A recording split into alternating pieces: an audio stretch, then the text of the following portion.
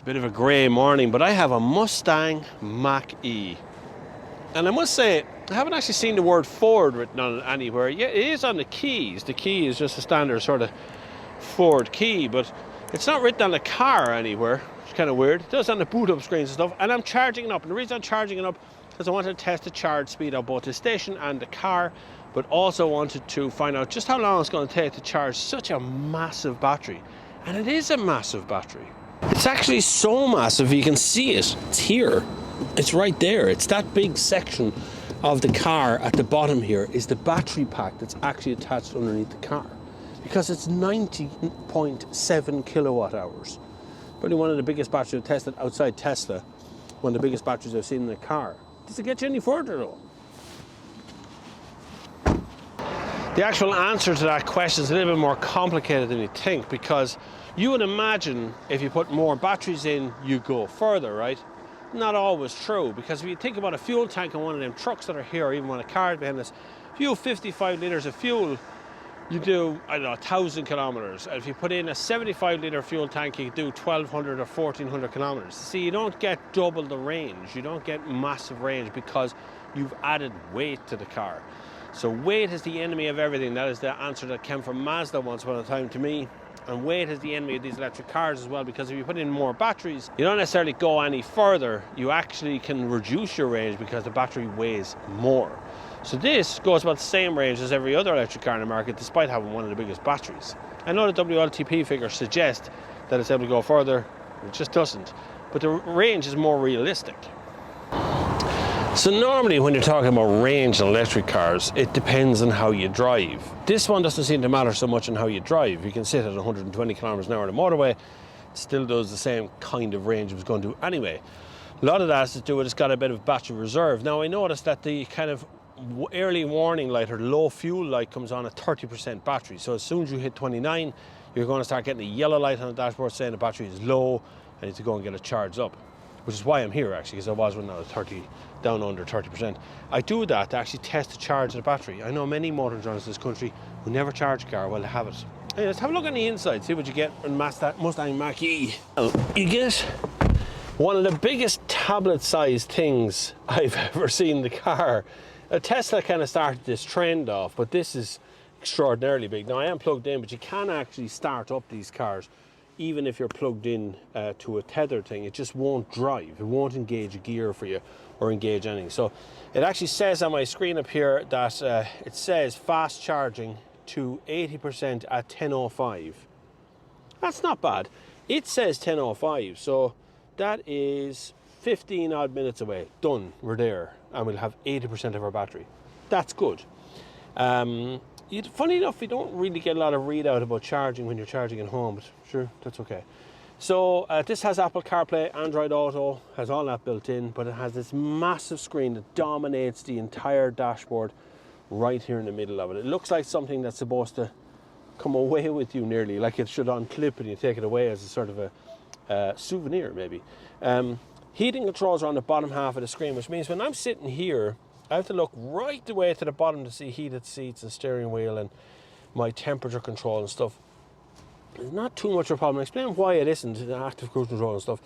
I also have a little tiny screen here looking at me. Speedo is a sort of an information terminal here. Tells me all about things that are happening on the car. And the interior itself is actually nicely laid out. The seats, the squabs are quite comfortable. The back is a little bit hitting the back all the time because of the size and weight of the battery underneath.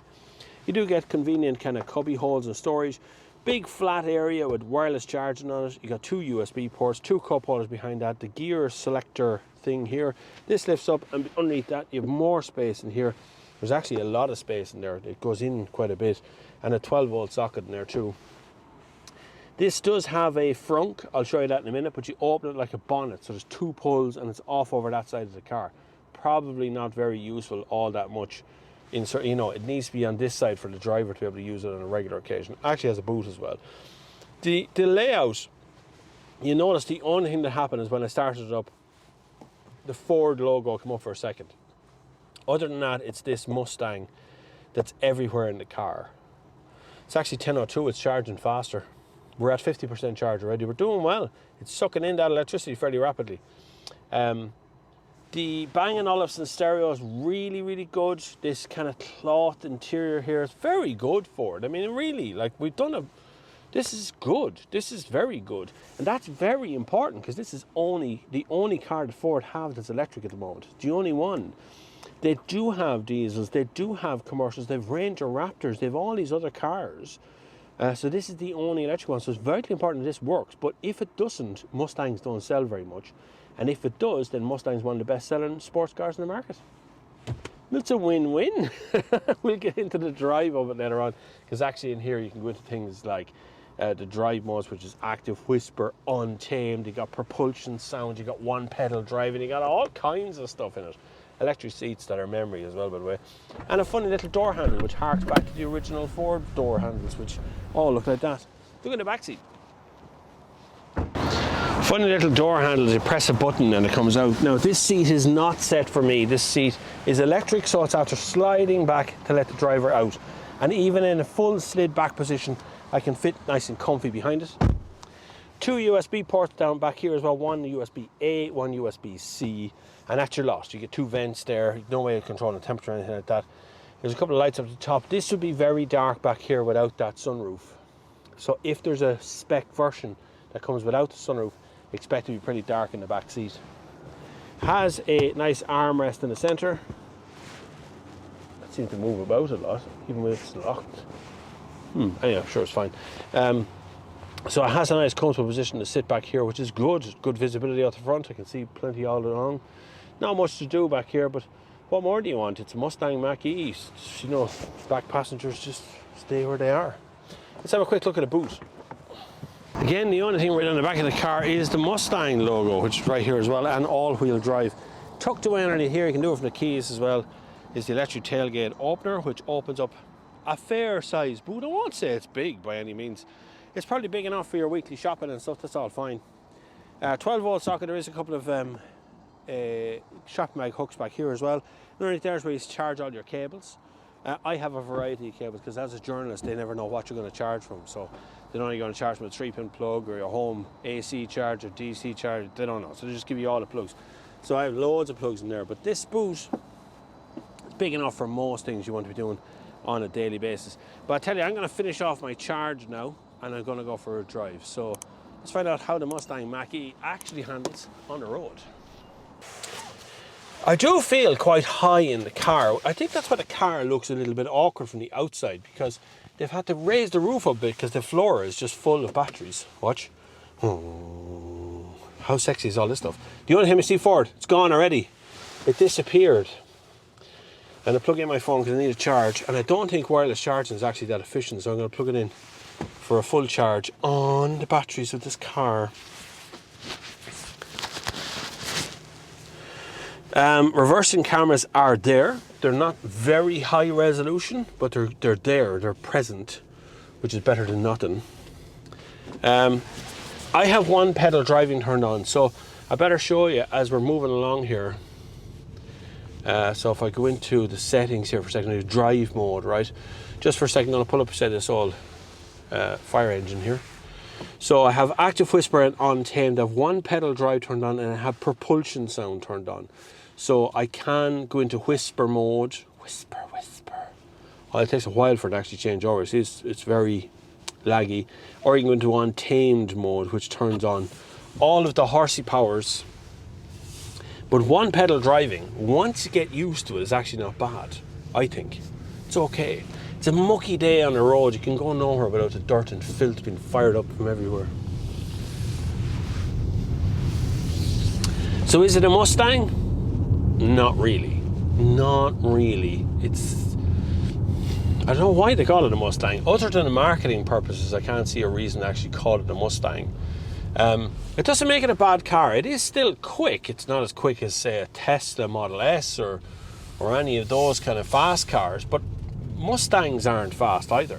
They're only fast when you get them going. They have a 5-litre V8, but they're not exactly like quick off the line the whole time. They're designed to be a sort of a poser car, you know. Now this has, like I said, propulsion sound turned on.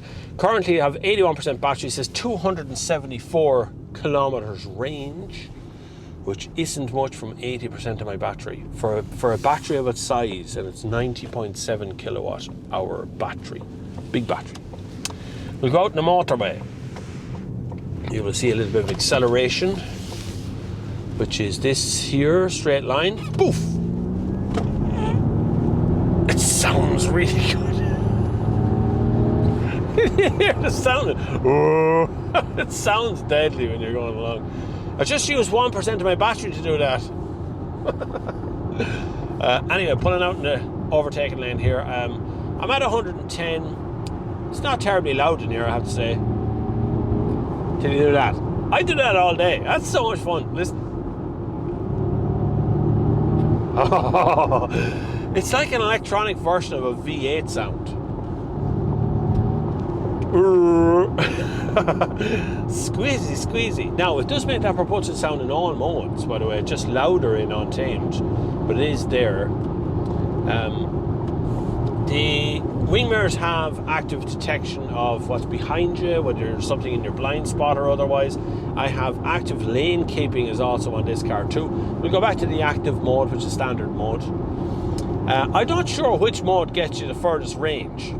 They're all about the same. Active, Whisper and Untamed, they're all about the same sort of range when you put them in. But I do have active cruise control, so I can turn that on and I can set 120 on the speedo, and then the car will now begin to very actively steer itself. It is quite aggressive in the moves on the steering wheel. So if you're not prepared for it, it can be a bit of a pain in the ass, particularly on smaller B roads. But on the motorway here, it's a joy because you can kind of relax, because you're going to need to be able to look away from this in front of out there for a minute, because to change the temperature on the heating controls requires you to press the button here to go up and down. So you see it opens another menu there. You press the plus and the minus to go up or down, and then you press that to close the menu. Then you open this menu up for heated seats, and then you can make the heated seats warmer or off or whatever you want to do, and then you close it again. But it's at the very bottom of the panel here, which makes it very hard to not, you know, oh, I can't see, because the car is doing the driving for me, so it's not too bad. Active cruise control is actually really good, probably one of the better ones I've actually used. It's very active, it's very easy to stay in your lane, it's very easy for it to keep that speed going. It just gets on with the job. Now, a quick few words on suspension. We'll get to NVH in a minute, but suspension first. I find the suspension is very busy. It seems to be very active. I can feel everything on the road. There's a lot of undulation, bumpy. It's always trying to do something on the road.